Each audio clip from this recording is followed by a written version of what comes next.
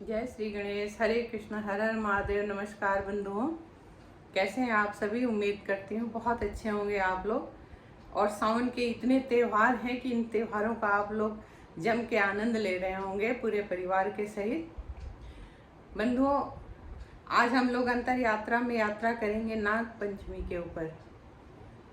हमारे जो भी पुराने लोग हैं वो जानते हैं कि नाग पंचमी का त्यौहार किस लिए मनाया जाता है, क्यों मनाया जाता है, उसके नियम विधि क्या हैं। पर आज की हमारी जो नई जनरेशन है वो अक्सर सर्च करती रहती है कि नाग पंचमी का त्यौहार क्यों मनाते हैं, किस लिए मनाते हैं। तो उनकी जानकारी के लिए मैं ये वीडियो डाल रही हूँ और इसकी जो भी मेरे पास जानकारियाँ हैं वो मैं देना चाहती हूँ। तो चलिए आज नाग पंचमी के ऊपर चर्चा करते हैं आप सभी के साथ। बंधुओं, नाग पंचमी का त्यौहार सिर्फ उत्तर भारत ही नहीं, पूरे देश में जगह जगह मनाया जाता है। उत्तर भारत में पूर्वांचल की साइड में कुछ ज़्यादा मनाया जाता है, लेकिन ये त्यौहार राजस्थान, गुजरात, महाराष्ट्र हर जगह ही मनाया जाता है। लगभग अपने अपने धर्म, अपने अपने नियम विधि के अनुसार सभी लोग मनाते हैं इसे। ये नाग पंचमी का जो त्यौहार है ये सावन मास में शुक्ल पक्ष में पंचमी तिथि को होता है। पंचमी का मतलब होता है प्रकृति और से संतुलन।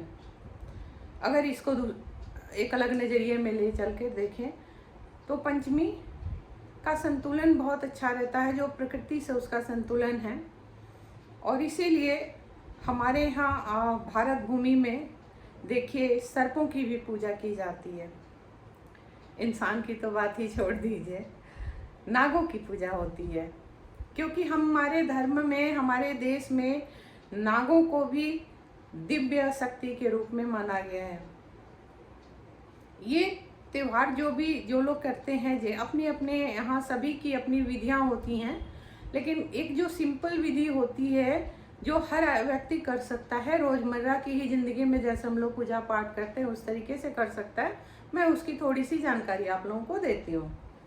नाग पंचमी का त्यौहार जिस दिन होता है, जैसे अभी 29 जुलाई को है नाग पंचमी, तो उस दिन बहुत से जैसे पूर्वांचल के क्षेत्रों उधर साइड में देखा जाता है कि दूध और खील बतासों का उसको मिलाकर एक लेप तैयार की जाती है, एक जैसे मैच करके उसको, और घर घर में वहाँ गाय के गोबर से नाग और नागिन का जोड़ा बनाया जाता है मेन दरवाजे पे।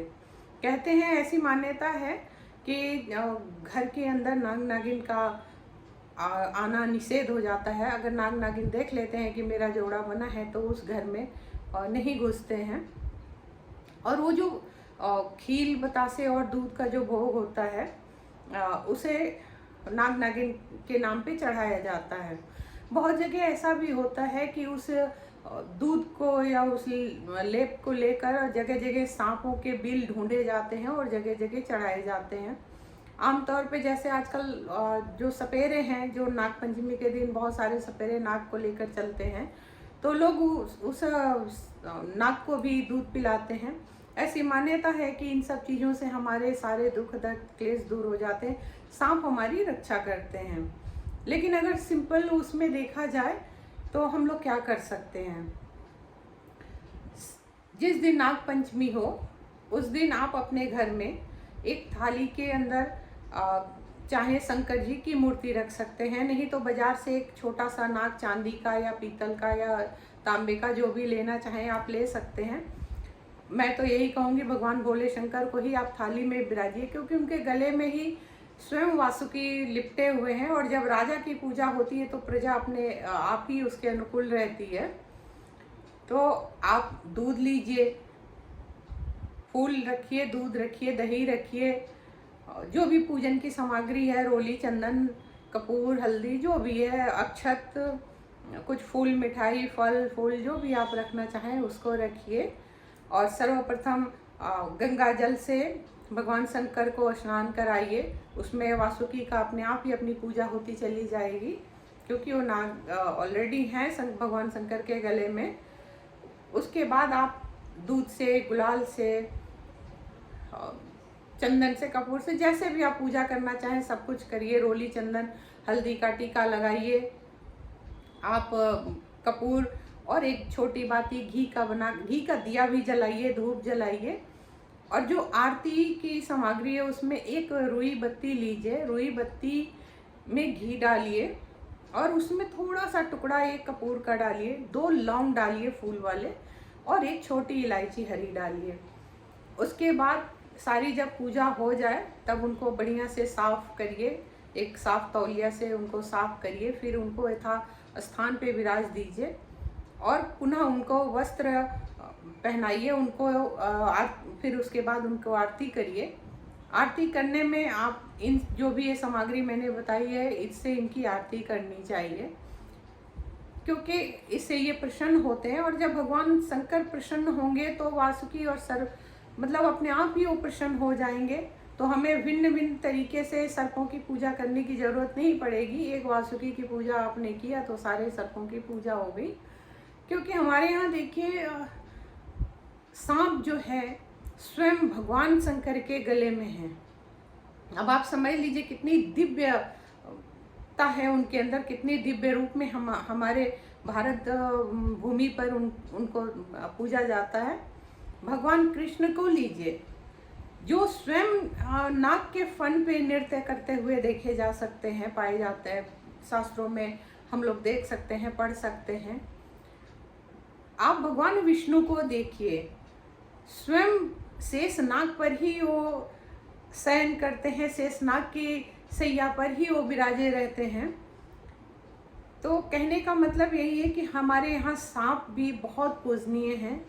नाग पंचमी के दिन जरूर ये पूजा करनी चाहिए और आशीर्वाद लेना चाहिए नाग देवता से, भगवान भोले शंकर से, ताकि हमारा परिवार सुरक्षित रहे, हमारा घर परिवार जो भी हमारे संबंध है सब दुख दरिद्रता से दूर रहें, सारे कष्ट से दूर रहें, सर्पों से सदैव हमारी रक्षा हो, बाकी हर तरीके से दुख दर्द से परेशानियों से हमें छुटकारा मिले।